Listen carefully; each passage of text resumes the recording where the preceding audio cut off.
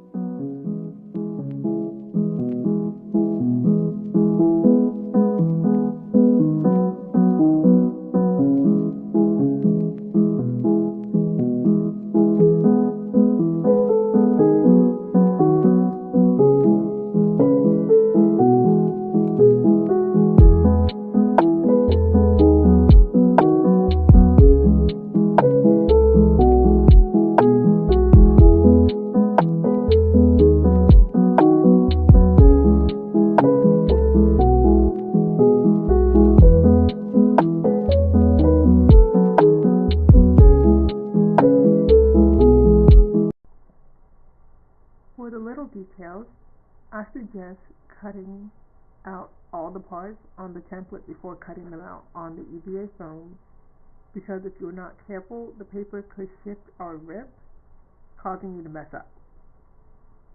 Depending on how much pressure you use with the knife, it should easily go through the foam, so make sure that you're using a cutting board so you do not cut through your table. For safety reasons, if you have never used these tools before, try not to cut anything in your hand. Even though I did it, it's still dangerous, and you could cut yourself in. Yeah. After everything is cut out, you can untape the template from the EVA foam. Next step is to heat the foam and hold to form the shape that you want. I'm using a heat gun, but if you don't have one, a hairdryer should do the trick. Just make sure the hairdryer is on its highest setting. It only needs to be slightly curved to fit your forehead.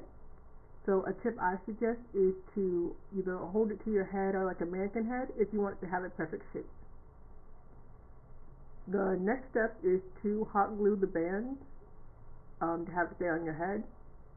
In this tutorial I used the EVA foam to make the band, but you could also use an elastic band or hair clips or anything else to get the headpiece to stay in place.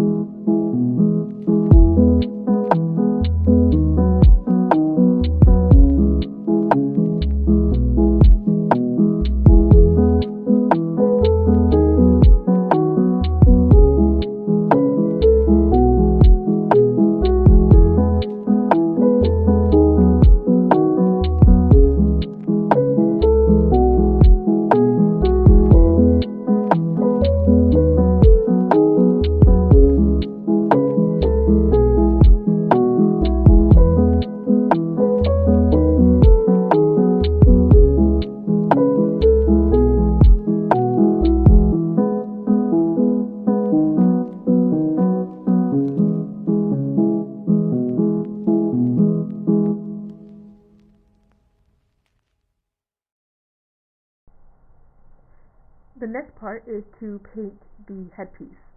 I mixed red with black to achieve a darker red to match the Scarlet Witch because she has a darker red headpiece because she's being corrupted by the Darkhold.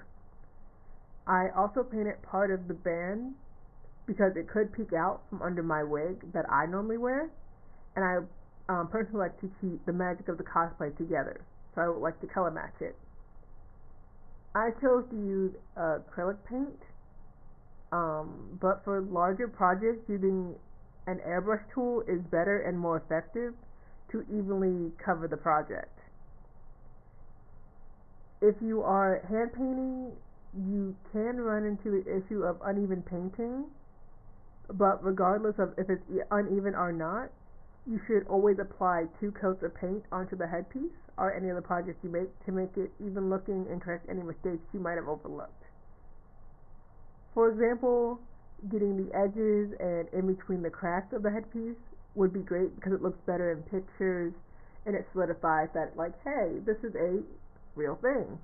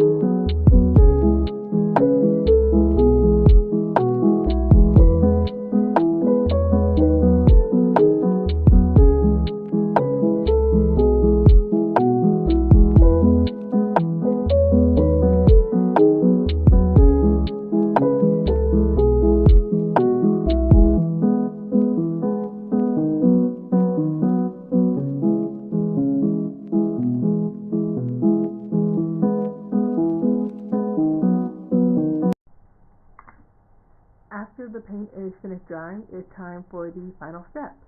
The last step is to cover the headpiece in a gloss. I'm using Mod Podge because it is an affordable option for those who don't want to break the bank making cosplay. If you don't know what it is, it's basically a glue that seals and adds a finish to a project. So all you have to do is neatly cover the headpiece and anywhere you painted with the Mod Podge and let it dry. And once it's done, it'll become a shiny headpiece ready to wear. Just make sure that none of the smaller cuts made in the headpiece stick together when the gloss is applied, so that you don't have to do any editing after it's done. But after the gloss is done drying, you're done, so congratulations on finishing your Scarlet Witch headpiece.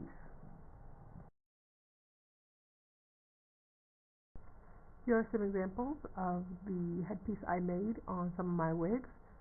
Thank you so much for watching. Please like and subscribe. Hope you guys have a good one. Bye.